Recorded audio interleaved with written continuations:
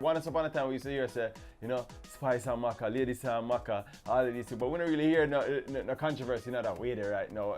Is that behind Macka there, man? Yeah, because I guess everybody know that they have grown up now and everybody is doing their own thing, and Macadam, everybody don't know say war and certain things can't stop Macadam and career. So at the end of the day, them just say, "Sure, that sense we waste my time for Macka," because Macka still all come back determined and should not care and should not busy about nothing. So at the end of the day, them just say, "Sure, Macka just do them something for fun and just a waste of time." Was it ever personal for you, or was it just a way for kind of, use it to get like a highlight and to promote the song? Yes, never been personal. Honestly, even with the latest song, I wanted us to be something different, like because you see the Bunty and the Beanie and the this and that would have been great if two female could have come and then we just have the song them and the song them hit, and I really wanted something like that, but sometimes the female them a little bit technical and we're a little bit more sensitive, but I guess one day something like that will happen, but two female we just know a song and we make some hit song and we just run up on the stage and we make money and we just big like Bunty and Beanie them. What wrong if me eat banana? I could have ripe or green banana.